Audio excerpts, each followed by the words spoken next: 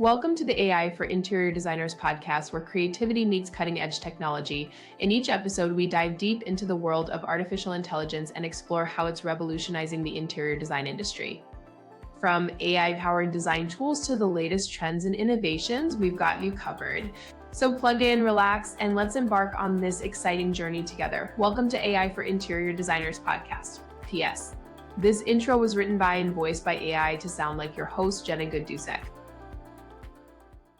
Hey guys, welcome back for episode 11 of the AI for Interior Designers podcast. I am your host, Jenna Gaidusek, and today I am joined by Lori Sawaya, and she is a color strategist with the landofcolor.com. If you're an interior designer in this industry, you probably already know about Lori, and if not, you're going to find out today. Lori and I go way back in the virtual space. When was that? 2018, I think, is when we first connected. Yeah. Long time. Yeah. Yeah. Mhm. And she's just brilliant with color and science behind it and, facts behind color. So that's why when I saw that she was utilizing AI, I had to reach out and ask if she would join me for a conversation. So welcome, Lori. I really appreciate you being here today. Yeah, thanks. Thanks for the invite. Of course. So I just like to dive right in. So tell us, how are you using AI in your world of color?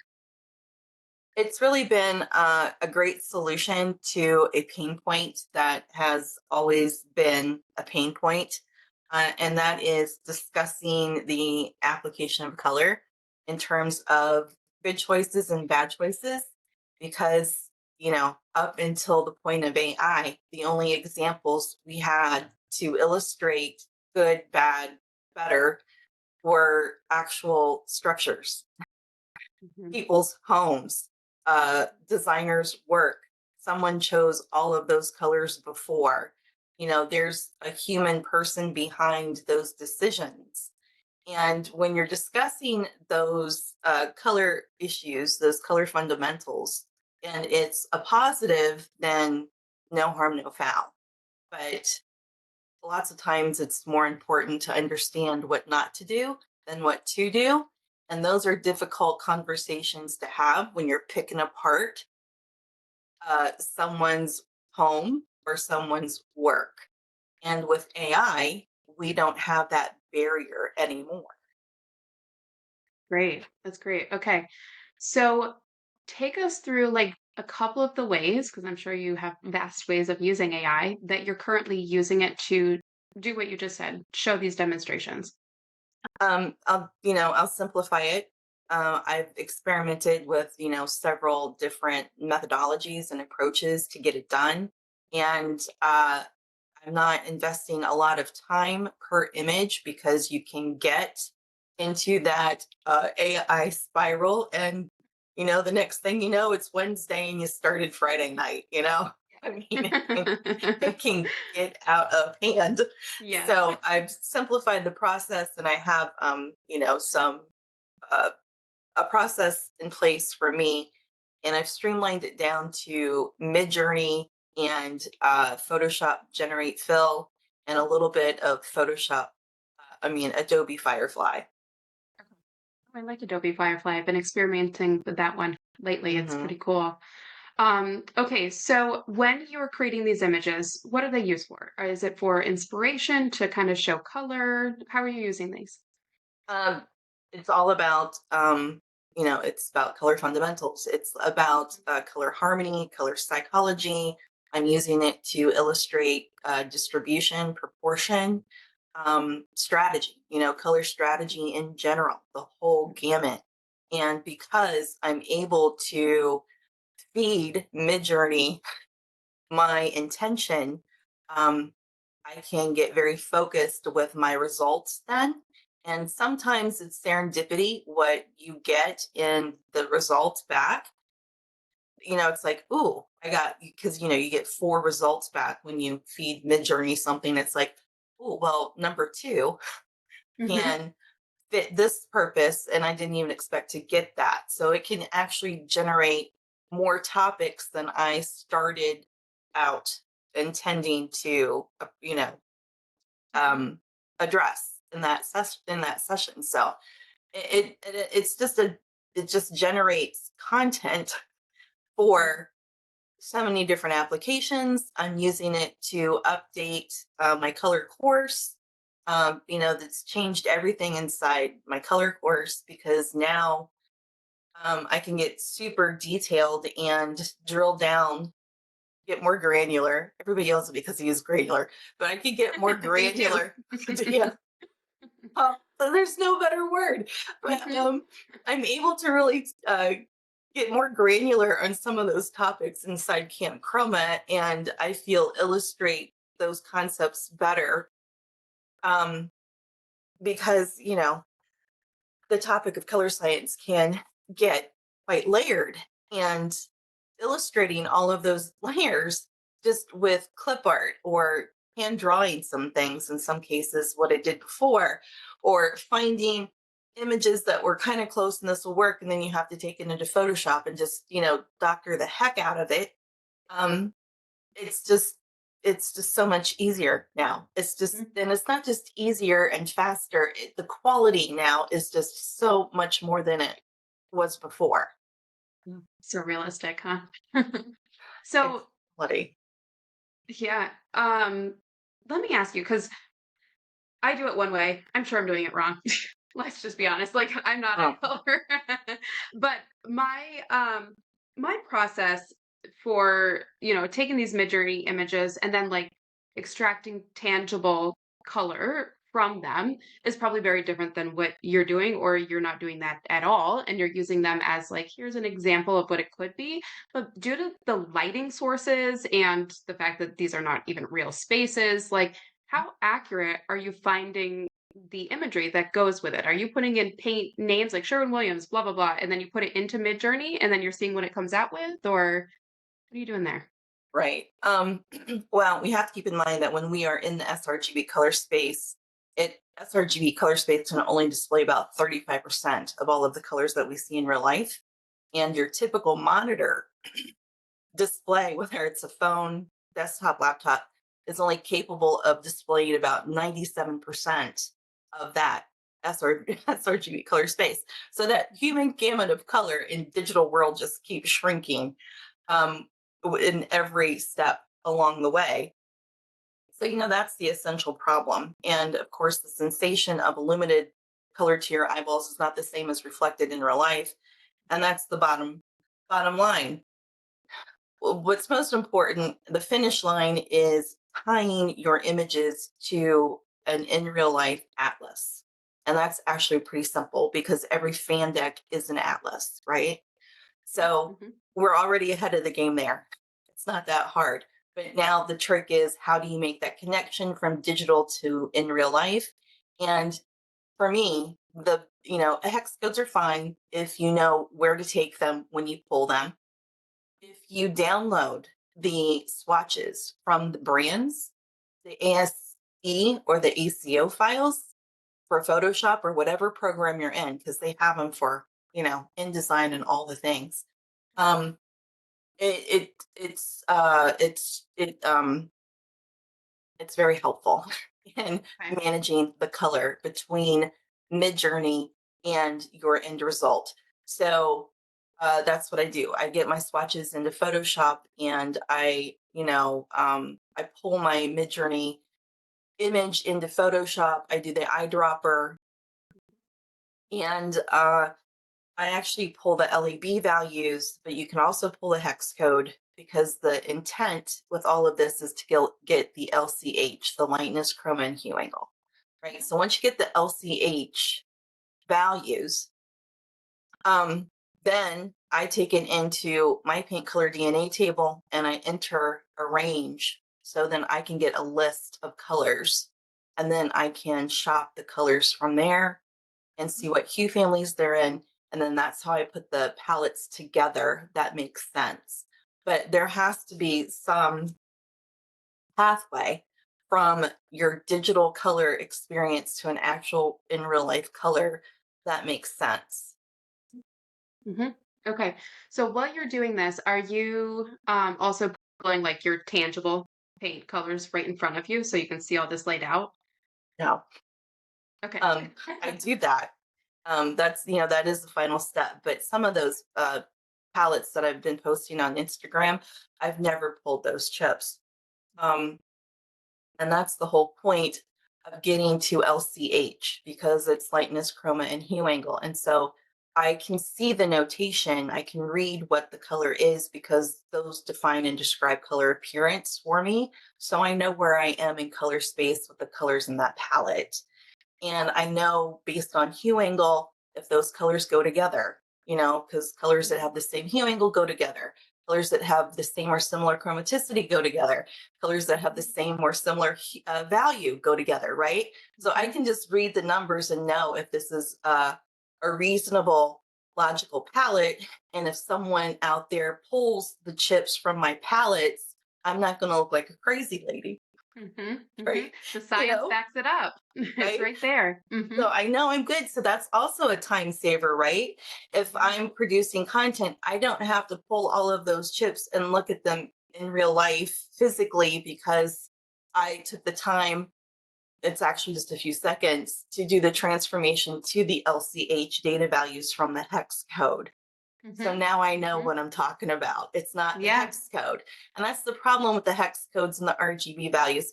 In addition to it all happening in a very ill defined and small little color space and digital world, they're not human readable, is what it's called. Sure. So if Okay. you can transform that information into human readable notations, LCH, Mhm. then you don't have to pull the physical chips, but at the same time, it is linked directly back to a physical atlas, which is the fan deck. Okay. Okay. I just love all of this. I love the Yeah. science behind it. I love the confidence that comes with it, with what you do. So you were talking about your color data, and this is something that you created, right? The charting. Sorry, I should get a Yeah. better word for it, but okay. Yeah, it's easyrgb.com is a really good website because they measure all of their colors. There are other websites out there that do not. They just pulled the hex and RGB values and then they did all of the transformations for all of those other data values from that color space, which is not ideal.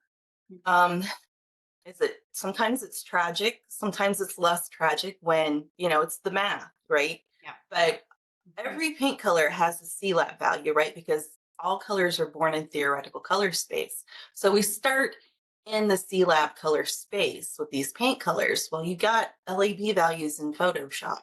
You can Mhm. take a hex code and you can, you know, input it in one of those websites and get the LCH value. That's okay to do and Mhm. then use the LCH value in the paint color DNA table to search ranges. And the thing that I wasn't getting from the other websites was the ability to see a range of colors. I'm not looking for a precise, exact answer that this is Mhm. Gentleman's Gray from Benjamin Moore. Yep. I want to see, well, what's a little bit lighter, what's a little bit darker. Is there one that's not so blue?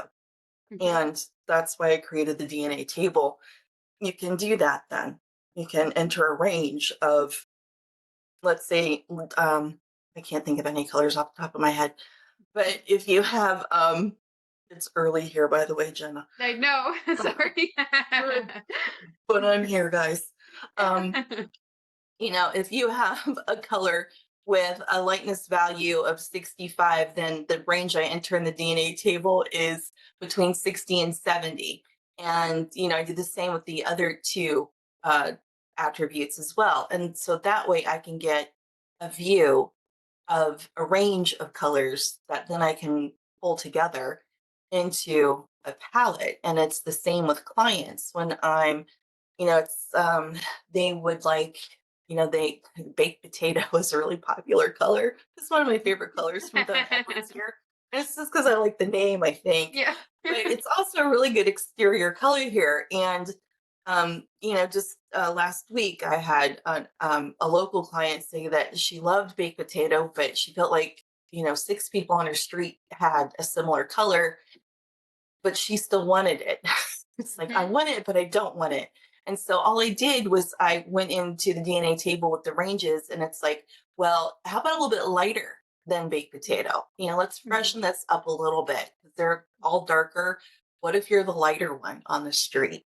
And Mhm. it was all the same attributes as baked potato, the Yep. same hue family, the same chroma. It was just a Mhm. little lighter, Mhm. right? Mhm. And none of the other online websites have that capability. I know the folks at EasyRGB. I've sent them Mhm. fan decks. A lot of the American brands that are in there are there because I sent them the fan decks to measure. And Mhm. but they have one function and they're never going to change. And Mhm. that's okay because they do what they do. And all of the apps for the handheld devices function the same way too. It's like they give you a color match answer. Well, I'm looking for more breadth and depth in terms of color design than the match. Yep. So that's Yep. the difference. Okay. So just for people that are, maybe listening and they're like, well, why don't you just go down the color deck, like the stick? 'Cause that's not how this works, right? Like they might be on the same stick, but they're not in the same family, right? So No, you're not getting those always. colors. Okay. Yeah, they're not always in the same hue family. And also, Mhm. it's just not feasible because currently in the DNA table, we have about 15,000 colors, major paint brands. There is no physical way you can go through all of those colors, flipping through the fan deck pages and get the amount and know for a fact that these are all of the colors that match baked potato in terms of attributes, but they're just lighter. You can't Mhm. get those kinds of answers physically, Right. flipping through paint chips. Mhm. And Mhm. I'm able to give my clients conclusive answers Yep. that, hey, the color that you're envisioning, it doesn't exist in a fan Mhm. deck. So now Mhm. it's time to think about a custom color if that's what you're looking for, because I Yep. can tell you, Benjamin Moore doesn't have it, Sherwin Williams doesn't have it. And to have, in addition to the whole color acuity thing and, physically going through that fan deck, I don't care how good your color vision is.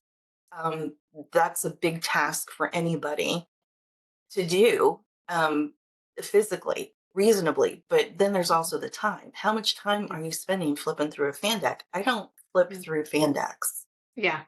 Yeah. You find the numbers, the facts, and then you go right to those ranges that is provided. Mm-hmm. Yep. At the very most, I'm flipping through the top six. Mhm. That comes up on the DNA table, and I do. And even though I'm looking at the colors online because they have swatches behind the names, I'm looking at the attributes. I'm not picking color from online. And I Mhm. was actually in the countertop place store. I forget the name of the place. It's American something here, but I was in there, and this lady was there. She wasn't. I wasn't even with her. I was with my client. We were walking through some stuff, and I had my Mac open, and I had the DNA table, and we were talking. She's like, "Well, you can't do that online. I mean, you have to get the chips." And it's like, oh She was my telling gosh. you that? Well, first she Uh-huh. started out, well, what are you doing? Because I had my spectrophotometer, my portable one, and we were measuring Mhm. the backgrounds and some of the colors of white and the countertops that she was thinking about. And they had a Taj Mahal that was leathered and textured, Mhm. and she was concerned that it was different than, it was a whole thing. And, Mhm. we were talking about the whole thing. And then that's when she said, well, there's no way I would do that. You can't, I'd have to see that with the actual paint and the samples, and you have to do that in Mhm. your home. And it's like, lady, that's where we're getting to. Yeah. But I, I'm going to get there a lot faster than you, and Yeah. I'm going to get there. But and when I get there, I'm going to be right. You're not going to Right. know if you're right or not. When I get there, I'm going to be 100% sure about where I am. Yep. But how it goes with the whole Mhm. technology things. And, Mhm. well, you can't do that. Well, that's not Mhm. how that works. All of Mhm. those conversations. And it's like, Yeah. I've only been doing it now for 20 years, but Right. Talking to the wrong person about this topic. go ahead. Go Yeah. ahead. But it's not going to work. Oh my gosh, people are so funny around color. Well, Um, technology in this space yeah, in particular, they're allergic mhm, to innovation. Mm-hmm. And that was a whole new thing for me coming from, a graphics and print background. There were people who didn't like change. There's always that, but this is different. Yeah. Yeah. It is different. Um, okay, so two things. One, you use color readers for in person, right? Okay, me too. I love that. For me, I'm not doing all the things that you're doing. I definitely should be, but I'm not. So I'm getting a good color read, a good sense. I use Easy Color Reader has just been my favorite. I'm sure you've got some great resources too that you could maybe share, but I use that one, and then it gets me in the ballpark for what I'm looking for. So that's been a personal favorite of mine. And then I use in Colorpedia, but now I'm finding I really need to just use the RGB website, right? You Probably know, instead of that one. I know I spoke to the Encyclopedia people when they launched, so I know where they're getting Mhm, their data values, and that's my pain point with them. mhm. And they don't tell you the standard, right? Any Okay. place that doesn't tell you the illuminant and the observer, you have to question the Mm, data values. Everyone should be telling you D65, 2-degree observer. That is the standard illuminant and observer for everything architectural. So, it's a pain mhm. point for me with them. Okay. But if you're going Mhm, to go there with your hex code to get the LCH values, mhm. you're fine because the math is the math, Okay. right? So, Mhm, you can't that's the one thing about the color science part of it. People can, hack it to bits, but then there's also a point where there's only one way to do it. And that's mhm, one of the things where there's only one way to do it. So if you take your hex code in there to get the LCH AB, right? mhm, Not mhm. UV, there's two. It has to be LCH Okay. AB. Mhm. You're good. You're good. Okay. If you can get that from anywhere, if you can do that Mhm. transformation, they're all using the same. It's from GitHub, is where they're Okay. actually getting all of the Okay. back end for those programs. So Mhm. I know where that's coming from, right? So Yes. you're good. You're good. Okay. Okay. All right. Again, that's just like a starting point for me where it's like, okay, here's the conversion. And then I'll go to my deck and I'll be like, okay, because I'm still doing stuff in real life, not with all the numbers I need to be though. It's it's an elevated approach to color. I mean, and Mhm, there's no way around that. It's not the normal approach to color for sure. Um, there's things you have to know and things you have to do, and um, mhm. but it can streamline a design workflow for sure. Yeah. Yeah. And build that confidence with the designers that might not necessarily have that when they're selecting the colors too. Yeah, This is backed by the numbers. So, it's hard to argue with um, data. yeah, but people will try. Okay. So I don't like our conversations are very direct to the point, just like the facts. So is there anything else that you think designers should know about the world of AI and color? I just think it's a really safe place to go experiment with ideas, right? I think that's the biggest part of it. It's like, well, what if you did a purple ceiling? I did a palette like that not too long ago, and I had been thinking about it. What if we flipped the more colorful color to the ceiling and put the more neutral color on the walls? There's no way I would get to try that in real life. No one's going to let me do that unless I do Mhm, it to my own house, mhm, but I did it in Midjourney and I got to see what it looks like. And mhm. it was one of the images that I got the most DMs about. Yep. It's like, oh my gosh, what are those colors? Do you think this would work in my space? And it's like, it's, Mhm. ideation, 100% ideation. Yeah. And you can just let it fly on Mhm. Midjourney, and it's just digital color, right? It's just digital color. But the best part of that is if you follow the correct process, you can go pull the chips and you can experience it Mhm. outside of the digital world as well. So Yeah. it's just this gateway to Mm. ideation with color and Yeah. execution and things that are possible and getting people over the hump of what this could look and feel like, and seriously consider newer ideas when it comes to the utilization of color. Number Mhm. one, right, just the ideation and Yeah. inspiration part of it, but then Yeah. there's also the management of visual ergonomics, and then the color psychology and color for creating human supportive environments. You can illustrate and demonstrate those concepts as well, especially when you're in those conversations where, oh my gosh, we think that color is just too strong. Well, that's the perfect way to demonstrate stronger color in a similar space and how that could look and feel. It's like, so we don't have everything oatmeal and vanilla, and Mhm. demonstrating the stronger, bolder color and how that can actually be more visually stimulating and supportive than oatmeal and vanilla. Mhm. Um, Without the you know, commitment. See it without the first. commitment and without the tedious, because I've done this in Photoshop for years, right? You take Mhm. pictures in there and you paint it, right? Virtually Yep. paint exteriors. And so I can make that comparison. So Mhm. the only other way to, prove out those different concepts of color was to take it into Photoshop and render, Mhm. basically render Yep. color. And there's a time and a place for that too. Mhm. But at the ideation point, just, for generating conversations and where we could take this and where we can go, it's not the same investment of time when you do it with just some AI image, right? Mhm. It's not the Mhm. same Yep. investment of time. So when those different ideas are discarded because, yeah, no, that's not what we're thinking. Yeah, no, that's not what we're thinking. It doesn't sting Mm. so Yeah. much. It's like, oh Right. my God.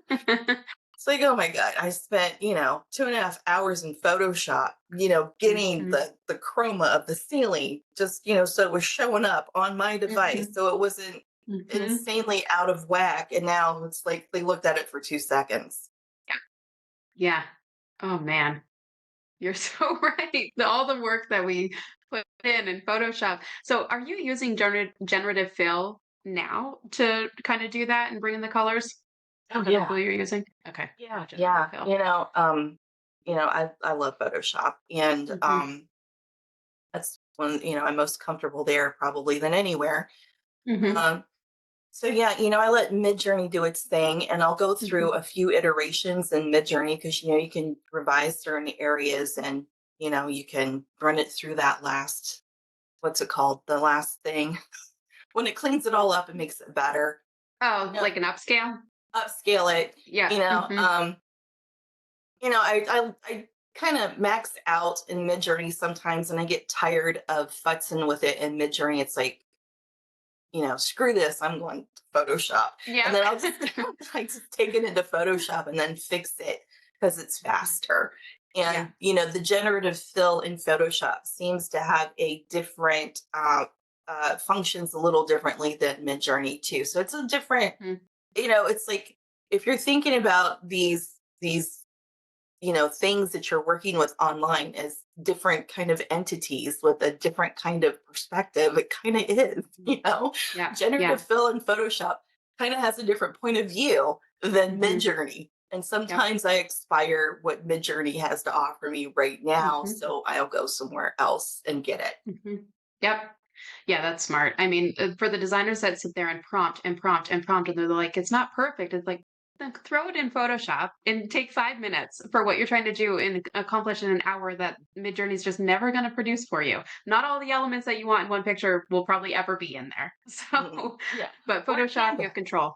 Hmm. And Canva. Yep. Sometimes I take it into Canva too. It's like Hmm. you don't have to be, an Adobe master in Photoshop Hmm. either. Yep. Canva has kind of surprised me here lately. Hmm. But Hmm. because when Canva, I was a graphic designer for a while. When Yep. Canva came out in the whole graphic design world, it's like, Hmm. what is this crap in Hmm. Canva? So, I have to admit I've had somewhat of a bias about Canva, but Hmm. I'm telling you, Yep. They come around. it's come a long way. Yeah, it You really know, has. it's won me over. So that's Mhm. another option. So I'm just all Yeah, about, what are those resources out there and how can I leverage as much as I can? yeah, I love that. And Just I mean, it's not replacing. You just literally talked for 40 minutes about how it's enhancing your process, it's cleaning up your process, it's making it more efficient for your clients because you didn't spend 2 hours photoshopping something that you could have showed them and had it nixed immediately. Like, that's what these tools are for. And then there's people that are it's just totally missed. Like, they don't get that. They're like, it's You gonna know, take our jobs. that's unfortunate. It Yeah. really is unfortunate. It's just about growth. Hmm. Yep. The evolution of the design process is kind of where we're at now. So Um, is there anything else? Like, let's give everybody. I'm going to put in show notes too. So landofcolor.com is where they Mhm. can go and find you. And I've got some Camp Chroma, great classes and education on color. What else? Any other last minute thoughts that you'd like to leave everybody with? Just the handheld devices, too. That's also a great gateway to making AI do what you want it to do. It can work in tandem. So it's a combination of tools too. I don't know that there's any one answer. So just, keep your eyes and ears open Mhm. and, listen to the podcast and pay Mhm. attention. You don't have to do it all overnight either. It's just, just pick up little nuggets along the way. Mhm. It's That's all great I would, advice. that's my advice. Is just like just start thinking about it and listening and looking, and don't think you have to transform your entire workflow tomorrow. Mhm. Mhm. And do what works for you, not for the designer next to you, because that might not be the same thing. Mhm. Um, Laura, you also go live on your Instagram. So that Instagram is Land of Color, right? Yeah. Or is it under your name? Okay, I couldn't remember.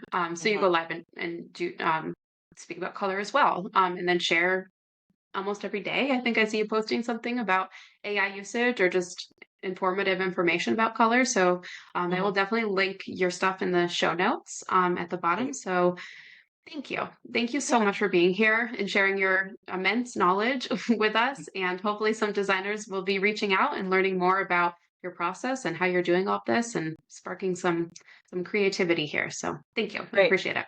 Absolutely. My pleasure. Thanks for listening to today's episode of the AI for Interior Designers podcast. Don't forget to subscribe to this channel and tune in next week for more AI tips for your design business. See you next time.